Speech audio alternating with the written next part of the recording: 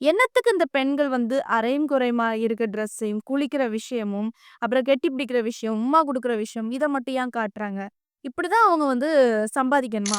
Highs நான் ஜெசோனா. இன்னைக்கு நம்ம இத பத்தி பார்க்க போறோம் அப்படின்னு பார்த்தீங்கன்னா, கண்டிப்பா எல்லாருமே பிக் பாஸ் நம்ம ஆர்வமா பார்ப்போம்.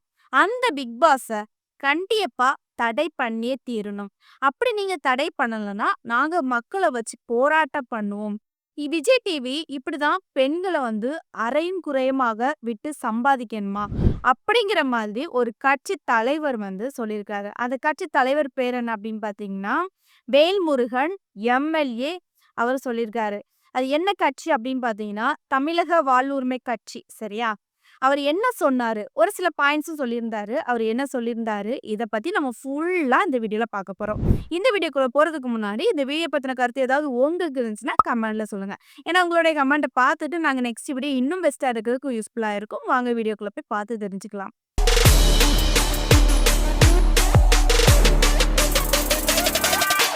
ஃபர்ஸ்ட் பாயிண்ட் அவரு என்ன சொல்றாரு அப்படின்னு பார்த்தீங்கன்னா, அருவருப்பு அங்க அசைவு காட்சிகளும், படுக்கை அறை காட்சிகளும் அப்படிங்கிற மாதிரி அவரு பாயிண்ட் வச்சிருக்கிறாரு. சரியா? இதுக்கு என்ன அப்படின்னு பார்த்தீங்கன்னா, அவர் சொன்னது உண்மதாங்க. என்ன அப்படின்னு பார்த்தீங்கன்னா, பிக் பாஸ் நிகழ்ச்சிய நம்ம வந்து ஸ்டார்ட்டிங்ல இருந்து இப்போ வரைக்கும் வாட்ச் பண்ணிட்டே வரோம். சரியா? ஒவ்வொரு விஷயத்திலயுமே பார்க்கும்போது, அதாவது ட்ரெஸ், காஸ்டியூம் சரியா? முன்னாடி இருந்தது பிக் பாஸ் சீசன் 1 கண்டிப்பா எல்லாமே பார்த்துருப்பீங்க. அப்ப இருந்ததோட இப்போ வந்து ரொம்ப டிஃப்ரெண்ட்டா இருக்குது. என்ன ஆகுது அப்படின்னு பார்த்தீங்கன்னா, பெண்கள் வந்து அரையும் குறையுமான உடைகள் வந்து அணியிறாங்க. சரியா? அணியது மட்டும் இல்லாம டான்ஸ் ஆடுறாங்க. அப்புறம் என்ன பண்றாங்க அப்படின்னு பார்த்தீங்கன்னா, குதிக்கிறாங்க. நெறைய விஷயங்கள் பண்றாங்க. அது என்ன பண்றாங்க அப்படின்னு பார்த்தீங்கன்னா, பிக் பாஸ் வந்து அத ஜூமிங் பண்ணி, ஜூம் அவுட் பண்ணி காட்டுறாங்க. அது என்ன ஆகுது அப்படின்னு பார்த்தீங்கன்னா, வெளிய வேற மாதிரி கிரியேட் ஆகுது. இன்னொரு விஷயமும் வந்து காட்டுறாங்க. பெண்கள் வந்து குளிக்கிறதையும் காட்டுறாங்க. அத வந்து காட்டுறதே மெயினா தப்பு. அப்புறம் வந்து பெண்கள் சேர்ந்து படுக்கிறது, பேசுறது ஒரு சில விஷயங்களும் காட்டுறாங்க. இந்த மாதிரி காட்டுறத வந்து ஒரு அம்மாவும், பையனும் அந்த இடத்துல பார்க்கும்போது எப்படி இருக்கும்? எந்த மாதிரி அவங்களுக்கு தோணும்? அத அப்படி காட்டலாமா? ஆனா அத வந்து ஹைலைட்டா வெளிய காட்டுறாங்க.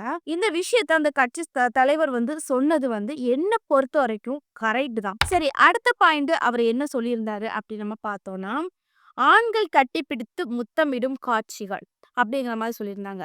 பட் இது வந்து நடக்குதா அப்படின்னு பார்த்தீங்கன்னா, பிக் பாஸ் சீசன்ல நடந்துட்டு தான் இருக்குது. அதுவும் இப்பவும் நடந்துட்டு தான் வருது. கண்டிப்பா எல்லாருமே பார்த்து தான் வரோம். பிக் பாஸ்ல என்ன பண்றாங்க அப்படின்னு பார்த்தீங்கன்னா, யாராவது ஒரு பெண் அழுதாலுமே, உடனே "சரிம்மா, அழாதம்மா" அப்படிங்கிற மாதிரி சொல்றது வந்து ஒருத்தங்க 2 பேர் தான் இருப்பாங்க. பட் என்ன பண்றாங்க அப்படின்னு பார்த்தீங்கன்னா, அழுறாங்களோ அப்படிங்கிற மாதிரி கட்டி பிடிக்கிறாங்க. அதுதான் வாய்ப்பான்னு பார்த்தாலும் முத்தம் விடுறாங்க. சரி இதுதான் பண்றாங்களா அப்படின்னு பார்த்தீங்கன்னா, இன்னொரு பக்கம் வந்து பிக் பாஸ் சீசன்ல ஒரு லவ் கண்டிப்பா ஒவ்வொரு சீசன்லயும் ஒரு லவ்வாவது கிரியேட் ஆயிடுது. அத நம்ம வந்து வருஷா வருஷமா பார்த்துக்கிட்டே தான் வரோம். இப்பவும் அப்படிதான். அந்த மாதிரி வந்து ஒரு சில விஷயங்களும் வந்து பிக் பாஸ் கிரியேட் பண்றாங்க. இது வந்து வெளிய என்ன ஆகுது அப்படின்னு பார்த்தீங்கன்னா, மத்த பேரண்ட்ஸுக்கு இப்போ சாதாரணமான ஒருத்தங்களுக்கு ஒரு ஃபேமிலில இருந்து உங்களுக்கு பிக் பாஸ்க்கு வாய்ப்பு கிடைக்குது. அப்போ மனசார நீங்க பிக் பாஸ்க்கு அனுப்பி விடுவீங்களா? அனுப்பிவிட மாட்டோம். ஏன்னா யோசிப்போம். இப்படி போனா லவ் கிரியேட் ஆகும். இந்த மாதிரி கட்டி பிடிக்கிறாங்க, முத்தம் குடுக்குறாங்க. அப்படிங்கிற மாதிரி நமக்கு வந்து ஒரு தப்பான எண்ணம் வந்து கண்டிப்பா கிரியேட் ஆகும். நம்மளும் வந்து அனுப்புறதுக்கு யோசிப்போம். சரி அடுத்ததாட்டு இந்த தமிழக வாழ்வுரிமை கட்சி தலைவர் வந்து இன்னொரு விஷயமும் சொல்லியிருந்தாங்க. அதாவது ஒரே ஒரு சீன் மட்டும் அத மட்டும் காட்டவே இல்ல. இதுவரைக்கும் பிக் பாஸ் சீசன் 1ல இருந்து இதுவரைக்குமே காட்ட முடியல அப்படிங்கிற மாதிரி ஒண்ணு சொல்ல வந்தாங்க. என்ன அப்படின்னு பார்த்தீங்கன்னா, கணவன், மனைவி இரவுல பண்ற விஷயத்த மட்டும் தான் அவங்க வந்து காட்டல. மத்த எல்லா விஷயத்தையுமே ஓப்பனா திரை போட்டு மக்களுக்கு வந்து காட்டிட்டு தான் வாராங்க. அப்படிங்கிற மாதிரி ஒரு விஷயத்த வந்து சொல்ல வராங்க. சரி இன்னொரு பாயிண்ட் வந்து வைக்கிறாங்க. என்ன அப்படின்னு பார்த்தீங்கன்னா, அதாவது குடும்பத்தோட இந்த பிக் பாஸ் நிகழ்ச்சிய வந்து பார்க்க முடியுமா? கணவர் மனைவியோட இந்த நிகழ்ச்சிய பார்க்க முடியுமா? ஒண்ணும் வேண்டாம். ஒரு வயதுக்கு வந்த பெண் கூட சேர்ந்து பார்க்க முடியுமா? இல்லன்னா ஒரு அம்மா, பையனும் சேர்ந்து பார்க்க முடியுமா? அப்பா, பொண்ணும் வந்து சேர்ந்து பார்க்க முடியுமா? அப்படிங்கிற மாதிரி பல கேள்விகள் வந்து வச்சுட்டுருக்காரு. இது வந்து என்ன பொறுத்தவரைக்கும் என்ன அப்படின்னு பார்த்தீங்கன்னா, இப்போ உள்ள பிக் பாஸ் நிகழ்ச்சிய வந்து கண்டிப்பா பார்க்க முடியாது. அப்படிங்கிற மாரி தான் சொல்வேன். மறுபடியும் உங்கள்ட்ட சொல்றேன். சீசன் 1ல இருந்தது வேற. இப்போ நடக்குது வேற. எல்லாருமே வந்து பார்த்து கரைச்சு குடிச்சுக்கிட்டு, இப்படி இப்படி பண்ணா மக்கள் மனசுல இடம் பிடிக்கலாம். அப்படிங்கிறது மாதிரிக்காக தான் என்ன பண்றாங்க, தெரிஞ்சு வச்சுக்கிட்டு இந்த நிகழ்ச்சியில வந்து நெறைய பண்றாங்க. அது மட்டும் இல்லாம, அரையும் குறையுமா உடைகள் வந்து அதிகமா வாங்கி யூஸ் பண்றாங்க. இது என்ன ஆகுது அப்படின்னு பார்த்தீங்கன்னா, மக்களுக்கு வேற மாதிரி கிரியேட் ஆகுது. அப்புறம் வந்து பிக் பாஸ் வந்து நெறைய விஷயங்கள் வந்து க ஹைலைட் பண்ணி காட்டுறாங்க. குளிக்கிறது, தூங்குறது, அப்புறம் வந்து பெண்கள் சேர்ந்து ஆட்டம் போடுறது அப்படிங்கிற மாதிரி ஒவ்வொரு இந்த அரையும் குறையுமான உடைகள மட்டும் ஹைலைட் பண்ணி காட்டுறாங்க. இத வந்து அவங்க பார்க்க முடியாததுனால தான் அதாவது அந்த கட்சி தலைவர் தமிழக வாழ்வுரிமை கட்சி தலைவர் வேல்முருகன் எம்.எல்.ஏ. அவரு வந்து பேட்டி மூலமா சொல்லியிருக்கிறாரு. அது மட்டும் இல்லாம பேட்டி மட்டும் தான் குடுத்தாரா? என்ன ஆக்ஷன்லாம் பண்ணாரு? அதாவது இத வந்து பிக் பாஸ் மொத்தமா முடிச்சு விடணும். அதுக்காக என்ன ஸ்டெப்பெல்லாம் எடுத்தாரு அப்படின்னு நம்ம பார்த்தோம்னா, இந்த நிகழ்ச்சி அதாவது இந்த பிக் பாஸ் நிகழ்ச்சிய தடை பண்ணணும் அப்படிங்கிறதுக்காக, முதலமைச்சர் கவனத்துக்கு நான் வந்து முதல்ல கொண்டு போனேன் அப்படிங்கிற மாரி அவரு சொன்னாரு. சரியா? அடுத்ததாட்டி என்ன சொன்னாரு அப்படின்னு பார்த்தீங்கன்னா, இந்த பிக் பாஸ் நிகழ்ச்சி தொடர்பாக வந்து சட்டசபையில விவாதிக்க கவன ஈர்ப்பு தீர்மானம் அளித்து உள்ளேன் அப்படிங்கிற மாரி ஒரு விஷயத்தையும் வந்து சொல்லியிருக்காரு. அது மட்டும் தான் சொன்னாரா அப்படின்னு பார்த்தீங்கன்னா, இப்பவும் இந்த பிக் பாஸ் நிகழ்ச்சிய வந்து தடை பண்ணலன்னா, நாங்க எல்லாரும் சேர்ந்து அதாவது மக்களும் எல்லாரும் சேர்ந்து அதாவது பிக் பாஸ் நிகழ்ச்சிய எதிர்த்து நெறைய பேர் இருப்பாங்கல்ல, அவங்க எல்லாத்தையுமே சேர்த்து கூட்டிட்டு போய் போராட்டம் பண்ணுவேன். இந்த பிக் பாஸ் நிகழ்ச்சிய தடை பண்றது வரைக்கும் நாங்க போராட்டம் பண்ணுவோம். இதுக்கு வந்து எங்களுக்கு ஒரு முடிவு வேணும். அப்படிங்கிற மாரி இன்னைக்கு வந்து நியூஸ் சேனல்ல பேட்டி அளிச்சிருக்கிறாரு. அவரு பார்த்த அளவுக்கு வந்து அப்புறம் நெறைய பேர் வந்து சொன்ன கருத்துக்களும் வச்சு அவர் வந்து நெறைய விஷயங்கள் வந்து அதில சொல்லியிருந்தாரு. பட் இதையும் பார்க்கும்போது என்ன பொறுத்தவரைக்குமே வந்து அவர் சொன்னது ஒரு 100% எனக்கு உண்ம மாரி தான் இருக்குது. ஆனா இன்னொரு விஷயமும் வந்து அவரு சொல்லியிருந்தாரு. விஜய் டிவில நெறைய நல்ல நல்ல ஷோ வந்து போயிட்டு தான் இருக்குது அப்படிங்கிற மாரி சொல்லியிருந்தாரு. நீயா நானா, அப்புறம் வந்து சன் சிங்கர் அந்த மாதிரி நெறைய குக் வித் கோமாளி, அப்புறம் வந்து சின்ன பிள்ளைங்கலாம் கூப்பிட்டு வச்சு பாட வைக்கிறாங்க.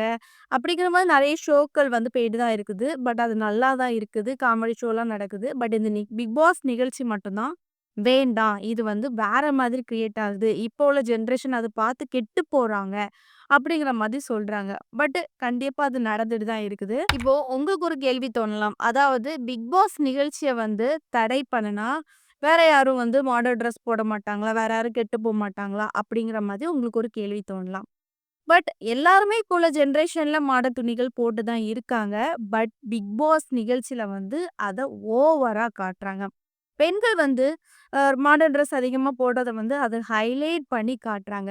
இப்போ என்ன பொறுத்தவரைக்கும் என்ன அப்படின்னு பார்த்தீங்கன்னா, பிக் பாஸ் நிகழ்ச்சியில வந்து பெண்கள் இப்போ உள்ள அதாவது தமிழகத்தில உள்ள கலாச்சாரப்படி காஸ்டியூம்ஸ் வந்து அணியலாம். அப்படிங்கிற மாதிரி தடை போட்டா நல்லா தான் இருக்கும். ஃபேண்ட் சட்டை போடுறது வந்து ஓகே தான். ஆனா ரொம்ப ஒரு அன்டீஸ்டன்டான ட்ரெஸ் வந்து போடாத அளவுக்கு அவங்க சொல்லலாம். சரி இன்னொரு விஷயம் என்ன அப்படின்னு பார்த்தீங்கன்னா, பிக் பாஸ் நிகழ்ச்சியில வந்து அதாவது ஆண்களும், பெண்களும் தொட்டு பேசாத அளவுக்கு வந்து நீ இருக்கணும் அப்படிங்கிற மாதிரி ஒரு கண்டிஷன் போடலாம். அதாவது தொட்டுனா, இப்போ உள்ள பிக் பாஸ்ல வந்து யாராவது அழுதாங்களோ உடனே கெட்டி பிடிக்கிறாங்க, உம்மா குடுக்குறாங்க. உடனே அதான் சரி பெட்டு அப்படிங்கிற மாதிரி பண்றாங்க. அது வந்து பிக் பாஸ் நிகழ்ச்சியில அது காலகாலமா பண்ணிட்டு இருக்கிற மாதிரி ஒரு ட்ரெடிஷனல் மாதிரியே பண்ணிட்டு வராங்க. அத வந்து ஃபர்ஸ்ட்டு ஸ்டாப் பண்ணலாம். எப்படி பண்ணக்கூடாது அப்படிங்கிற மாதிரி சொல்லலாம். சரி இன்னொரு விஷயம் என்ன அப்படின்னு பார்த்தீங்கன்னா, பிக் பாஸ் வந்து பெண்கள் குளிக்கிறத வந்து தனியா காட்டாம, அவங்க பெர்சனலாட்டு அதாவது கேமராக்கு வெளிய காட்டாம, அவங்க கேமராவ மூடி மறைக்கிறது நல்லது. அந்த குளிக்கிற விஷயம், படுக்கிற விஷயம், அதாவது பெண்கள் எல்லாம் சேர்ந்து தூங்குவாங்கல்ல, அந்த விஷயத்த வந்து காட்டாம இருக்கிறது ஓரளவுக்கு நல்லா இருந்திருக்கும்.